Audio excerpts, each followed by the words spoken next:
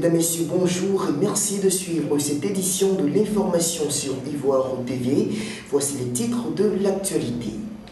Le Maroc en deuil depuis hier, un avion militaire s'est écrasé dans le sud du pays avec à son bord 80 passagers. Plus de précisions dans ce journal.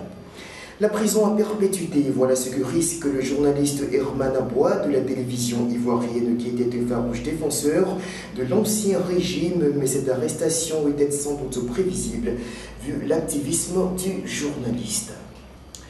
Mais on commence avec cette information relative aux activités politiques. Une délégation du Front populaire ivoirien est allée rencontrer ce lundi 25 juillet le président de la commission Dialogue, Vérité et Réconciliation, Charles Konan-Banny, au siège de l'institution à Abidjan. Les échanges entre les deux parties ont essentiellement tourné autour des actions à mener en faveur de la réconciliation nationale. Mais répondant aux questions des journalistes, Miaka Oureto, président intérimaire du parti, qui conduisait par ailleurs la délégation, déclarait que la libération des barons de l'ex-régime emprisonnés ne constituait aucunement un préalable pour la participation de l'ex-parti au pouvoir au processus de réconciliation en cours. Herman Aboua, journaliste de la télévision ivoirienne, fait actuellement l'objet d'une détention préventive au camp de gendarmerie d'Albon à Abidjan pour son activisme débordant durant la crise post-électorale, une détention plutôt prévisible, même si elle est dénoncée par des organisations de défense des droits des journalistes comme une tentative de règlement de compte. L'affaire fait actuellement grand bruit en Côte d'Ivoire, au point d'en devenir l'un des sujets brûlants de l'heure. Herman Aboua, journaliste de la télévision ivoirienne qui s'est fortement illustré durant la crise post-électorale en défendant avec opiniâtreté le régime de Laurent Gbagbo, est aujourd'hui détenu à la prison du camp de gendarmerie d'Agbon à Abidjan pour atteinte à la défense nationale, atteinte à l'ordre public, participation à un mouvement insurrectionnel et incitation à la haine raciale. Cette détention de ce journaliste militant de la cause gbagboïste, quoique diversement appréciée, ne surprend aucunement. Pour ceux des Ivoiriens qui suivaient encore la RTI au plus fort de la guerre pour le contrôle du pouvoir d'État, entre les deux finalistes du second tour de la présidentielle de novembre 2010, Herman Aboua manifestait un zèle excessif pour le triomphe de son mentor. Animateur de l'émission propagandiste Raison d'État, en même temps que d'autres journalistes acquis à la cause du président déchu, il s'était fait remarquer par ses positions tranchées à l'encontre de tous ceux qui se présentaient comme d'éventuels contestataires de la victoire du candidat LMP. Cet activisme, Herman Aboua le paie cash aujourd'hui. Son engagement débordant auprès de l'ancien régime ne pouvait qu'attirer contre lui les foudres des vainqueurs de la guerre, surtout que les thèses généralement développées sur ces plateaux tendaient à exacerber l'hostilité entre les différentes catégories de la population ivoirienne. D'autres journalistes exerçant au sein de la RT version Gbagbo, tout en s'alignant sur la ligne éditoriale imposée par l'ex-directeur général Bouamé Saint-Pierre, ont su maintenir un minimum de maîtrise, de sorte à éviter de tomber dans l'extrémisme politique qui, dans ce genre de contexte, coûte infailliblement très cher, quand on se retrouve bien sûr du côté des perdants. Mais face à la protestation des organisations de défense des droits des journalistes, telles que Reporters sans frontières ou la CPJ, le régime Ouattara va-t-il lâcher du lest afin de préserver cette aura dont il jouit sur la scène internationale? C'est là que se trouve peut-être le seul espoir du jeune Herman. On part à l'étranger, on fait tout de suite escale au Maroc où 80 morts et aucun rescapé dans le crash d'avion d'hier. C'est le lourd bilan de ce crash aérien qui s'est produit hier matin dans le sud du Maroc. Les premiers éléments de l'enquête évoquent une probable collision de l'appareil militaire avec une montagne dans la localité de Guelmine où a eu lieu l'accident. Ils étaient au total 80 passagers dans ce vol d'un avion militaire de l'armée marocaine qui assurait la liaison Agadir-Laayoune. Tous ont péri. Aucun survivant n'a été retrouvé dans ce crash aérien qui s'est produit dans la localité de Guelmine, à 830 km au sud de Rabat. Selon les premières explications fournies par les enquêteurs, les mauvaises conditions climatiques seraient à l'origine de ce drame. C'est à 10 h heure locale que l'appareil, un Hercule C-130, aurait heurté une montagne à 10 km au nord-est de Guelmim, cette ville surnommée la Porte du désert. Selon un habitant joint par l'agence de presse Reuters, il y avait à ce moment-là un épais brouillard dans la zone, ce qui pourrait avoir aveuglé le pilote. En attendant que les enquêteurs mandatés pour faire la lumière sur cet accident achèvent leur travail, le roi Mohamed VI a présenté ses condoléances aux familles des victimes. Rappelons qu'à bord de cet avion se trouvaient 80 passagers, dont 60 militaires, 12 civils et 8 membres d'équipage. En Égypte, 5 mois après la chute du régime Moubarak, la stabilité reste toujours étrangère dans ce pays phare de la région maghrébine où les violences se poursuivent et deviennent même très récurrentes.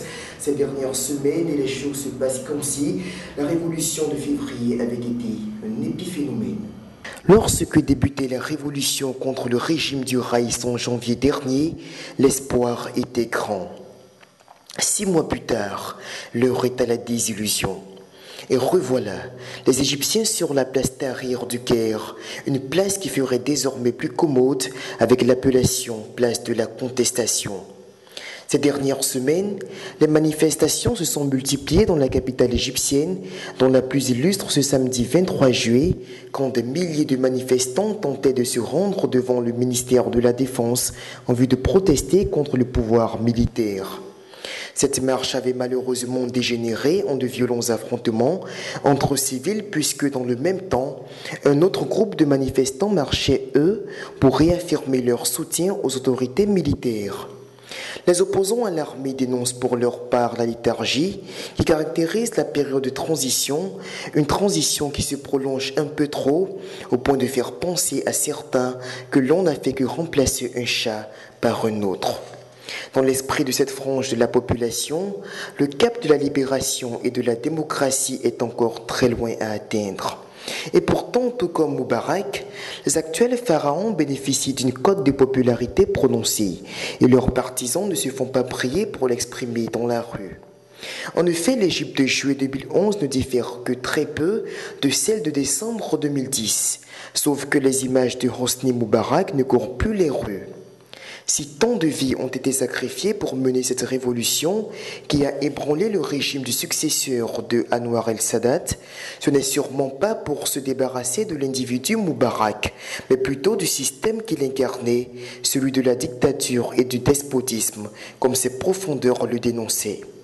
Seulement, rien n'a changé depuis plus de 5 mois et la confusion continue toujours au pied des pyramides comme pour faire douter de la pertinence de cette révolution qui a visiblement contribué à mieux servir les intérêts des acteurs politiques qui sont bien partis pour se disputer pour encore longtemps l'arène politique. 30 à 40 tonnes d'aide alimentaire devraient être acheminées ce mercredi vers Mogadiscio à partir du Kenya par vol spécial des Nations Unies pour venir en aide aux victimes somaliennes de la famine qui frappe l'Afrique de l'Est depuis plusieurs mois. Par ailleurs, les donateurs se réunissent aujourd'hui toujours à Nairobi pour faire le point sur la collecte de fonds destinés à assister les réfugiés de ce drame humanitaire. Le premier avion devrait décoller de Nairobi mercredi avec à son bord 14 à 30 tonnes d'aliments hautement nutritifs. De quoi nourrir 5 000 à 10 000 personnes pendant un mois, prioritairement les enfants. D'après les humanitaires, l'ouverture du pont aérien vers Mogadiscio devrait sauver au moins 40% des enfants réfugiés. Dans la grande ceinture du nord et du nord-est du Kenya, environ 385 000 enfants et 90 000 femmes enceintes ou allaitants sont mal nourris. Ces groupes requièrent une intervention immédiate. Parmi les régions les plus touchées par la sécheresse, le Kenya, l'Éthiopie, Djibouti et la Somalie. En Somalie, l'ONU a carrément décrété l'état de famine dans 2 provinces contrôlées par les Chebabs. Là-bas, l'aide humanitaire est quasiment impossible car les insurgés interdisent l'accès aux ONG.